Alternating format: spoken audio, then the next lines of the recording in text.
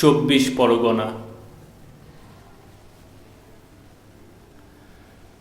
চব্বিশ পরগনার ইতিহাস।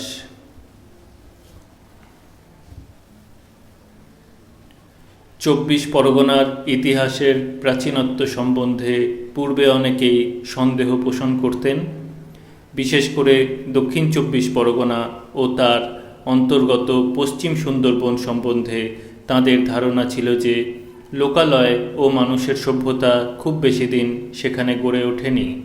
ভূতত্ত্ববিদ ও প্রত্নতত্ত্ববিদরা এই সন্দেহ ভঞ্জন করে সুন্দরবন ও চব্বিশ পরগনার প্রাচীনত্বের প্রচুর নিদর্শন আবিষ্কার করেছেন। পূর্বে এই অঞ্চলকে ভাটি প্রদেশ বলতো। নদীমাতৃক বাংলার ভাটা দক্ষিণ দিকে প্রবাহিত হয় বলে সমুদ্র কূলবর্তী দক্ষিণ দেশের নাম ছিল ভাটি দেশ। চব্বিশ পরগনা থেকে বাখরগঞ্জ পর্যন্ত সমগ্র নিম্নবঙ্গের 12 ভাটি, 18 ভাটি ইত্যাদি নাম ছিল। শতমুখী গঙ্গা ভূমি গঠন করতে করতে উপদ্বীপ সীমা যতই দক্ষিণ দিকে সরিয়ে নিয়েছে, সুন্দরবনও তত দক্ষিণে সরে গেছে। ভাটি অঞ্চলের জমি ক্রমে দক্ষিণ দিকে নিচু হতে হতে সমুদ্রের সঙ্গে সমতল হয়ে গেছে। সমুদ্রের তুফানে, ঝড়ে ও বন্যায় অনেক সময় ভাটি অঞ্চল ডুবে গেছে, আবার মাথা তুলেছে। সুন্দরবনের জমিও বসে গেছে একাধিকবার। দক্ষিণ দেশের নানা স্থানে মাটি খুঁড়ে দেখা গেছে যে প্রায় 30 ফুট নিচে পর্যন্ত সুন্দরবনের চিহ্ন আছে। কলকাতার শিয়ালদহের কাছে পর্যন্ত পুকুর খুঁড়ে প্রায় 30 ফুট নিচে অসংখ্য গাছের গুঁড়ি পাওয়া গেছে। মাতলার কাছে 8-10 ফুট মাটির নিচে খুঁড়ে দেখা গেছে প্রায় 40টি সুঁদরী গাছ সোজা দাঁড়িয়ে আছে।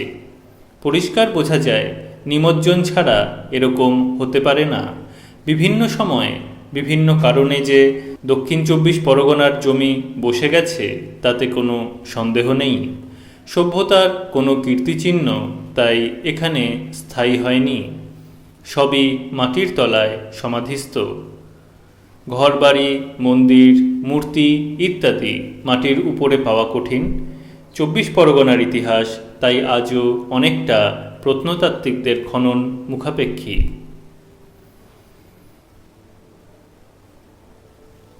সামান্য যা নিদর্শন মাটি খুঁড়ে, পুকুর খুঁড়ে, জঙ্গল হাসিল করে পাওয়া গেছে, তারও ঐতিহাসিক গুরুত্ব কম নয়।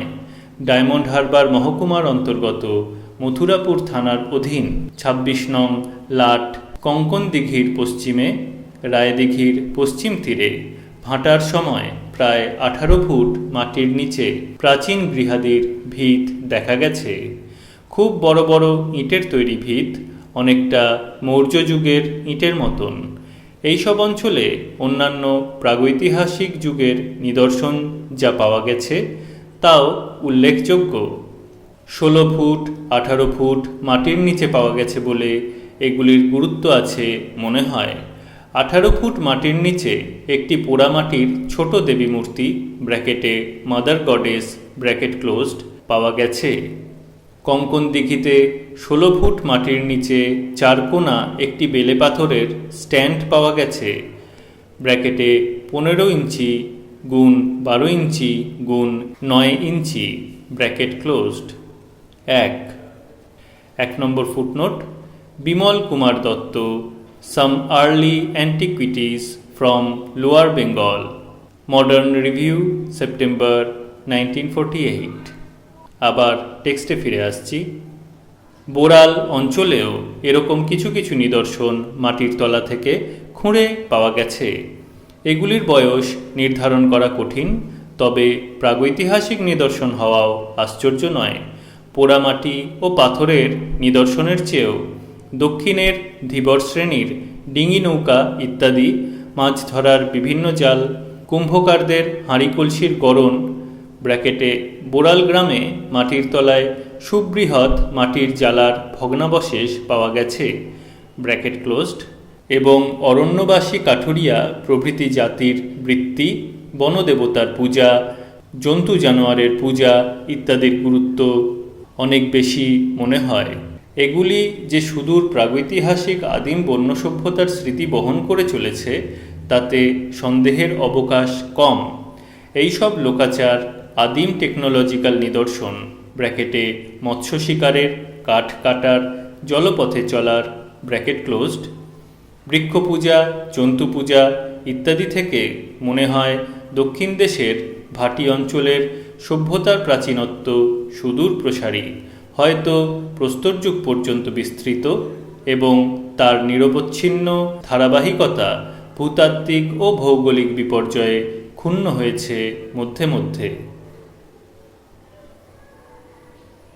মৌর্য যুগ বা বৌদ্ধ যুগের নিশ্চিত কোনো নিদর্শন 24 পরগনায় আজও পাওয়া যায়নি।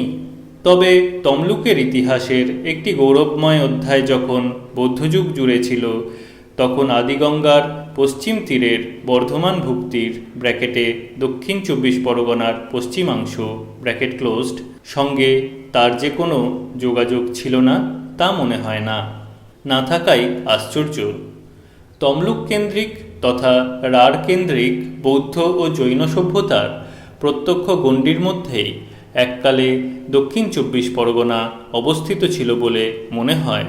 সেই বৌদ্ধ ও জৈন প্রভাব পরবর্তীকালে গুপ্ত, পাল ও সেন যুগ পর্যন্ত চলে এসেছে।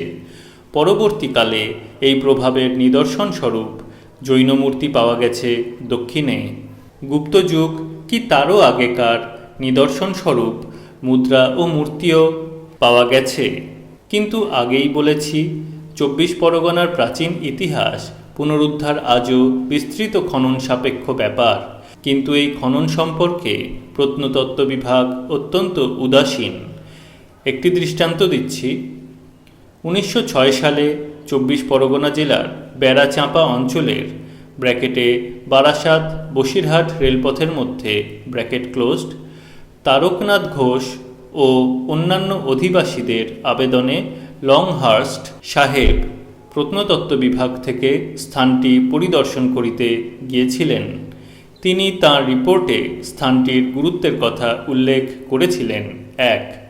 1 number footnote, archaeological survey annual report 1922-23 P109।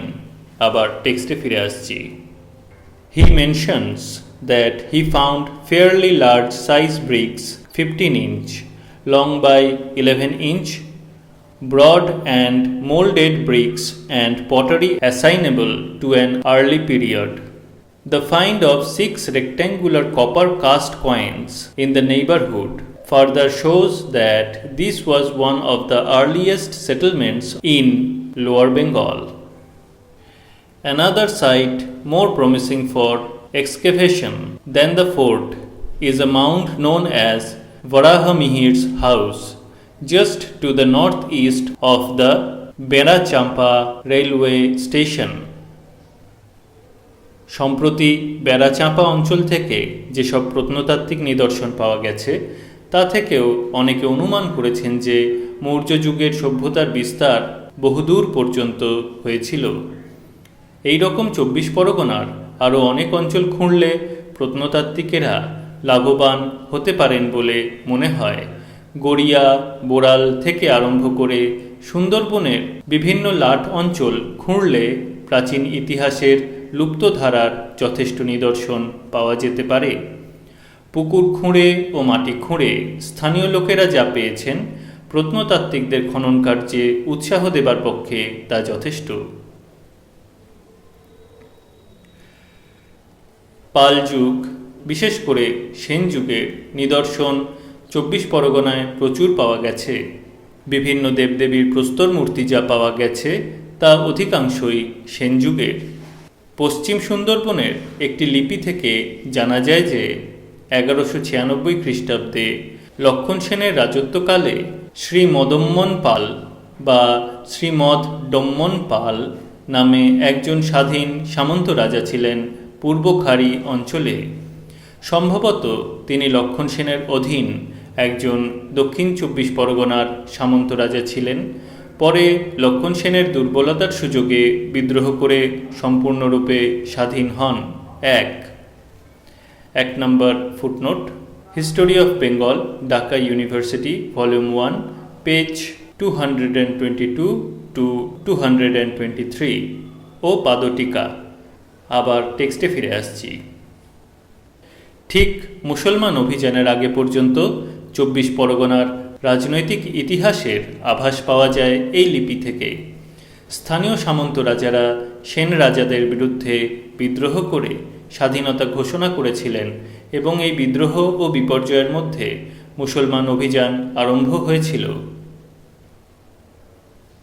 ত্রয়োদশ শতাব্দীতে বাংলাদেশে মুসলমান অভিযান আরম্ভ হলেও পঞ্চদশ শতাব্দীর মাঝামাঝির আগে সমগ্র দক্ষিণবঙ্গ মুসলমানদের অধিকারে আসেনি বলে মনে হয়। মুসলমান রাজত্বকালে 24 পরগনা সরকার সাতগাঁর সপ্তগ্রামের অধীন ছিল। 24 পরগনায় মুসলমান আমলের কীর্তির মধ্যে উল্লেখযোগ্য হল বসিরহাটের শাহী মসজিদ, পীর গোরাচাঁদ, হালিশহরের বাগের মসজিদ ইত্যাদি। মোগল যুগ সূচনার সময় প্রতাপাদিত্যের প্রতিরোধ কাহিনীর সঙ্গেও 24 পরগনার অনেক স্মৃতি জড়িত আছে। তখন দক্ষিণবঙ্গের সর্বশ্রেষ্ঠ ভূঁইয়া ছিলেন মহারাজা প্রতাপাদিত্য। তাঁর গড়, পথ নির্মাণ ঘাট, রাজধানী ইত্যাদির ধ্বংসাবশেষ সমগ্র দক্ষিণবঙ্গে ছড়িয়ে আছে, 24 পরগনাতেও কম নেই। জগদ্দল থেকে সরসুনা, বেহালা ও সাগরদ্বীপ পর্যন্ত তার চিহ্ন আজও পাওয়া যায়। চৈতন্য ভাগবতাদি গ্রন্থ থেকে জানা যায় পাঠান রাজত্বের শেষ দিকে হুসেন শাহের শাসনকালে ছত্রভোগ অঞ্চলে রামচন্দ্র খাঁ নামে একজন সামন্ত ছিলেন। দক্ষিণবঙ্গে তাঁর রীতিমতো প্রতাপ প্রতিপত্তি ছিল। তারপর মোগল আমলে দক্ষিণবঙ্গ তথা 24 পরগনার অধিকাংশ হিন্দু জমিদার বংশের প্রতিষ্ঠা হয়েছে দেখা যায়। তার মধ্যে বরিশার সাবর্ণ চৌধুরীরা, বারুইপুরের রায়চৌধুরীরা এবং নদিয়ার রাজারা উল্লেখযোগ্য। এঁদেরই অধীন হিন্দু কর্মচারী ও ভূস্বামীরা আজ 24 পরগনার প্রাচীন বনেদি ব্রাহ্মণ কায়স্থাদি বংশভুক্ত। এদের পর ইংরেজ আমলে নিমকমহলে, জমিদারি দফতরে, নীলকুঠিতে ও অন্যান্য বিভাগে দেওয়ানি মুৎসুদ্দিগিরি করে নতুন এক অভিজাত শ্রেণীর সৃষ্টি হয় 24 পরগনায়। আজ তাদের মধ্যে অনেকেই অর্থনৈতিক পাকচক্রে পড়ে সাধারণ মধ্যবিত্তের স্তরে নেমে এসেছেন। জয়নগরের মিত্র, মজিলপুরের দত্ত, খরদহের বিশ্বাস ও ঘোষ, বহরুর বসু প্রভৃতি পরিবার তাঁদের মধ্যে অন্যতম।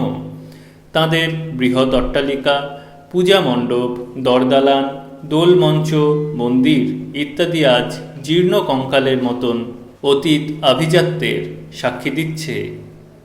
এইসব ইট পাথরের অট্টালিকা ও দেবালয়ের কঙ্কালের দিকে চেয়ে ইতিহাসের চলার ছন্দ ও গতিধারা মর্মে মর্মে উপলব্ধি করা যায়।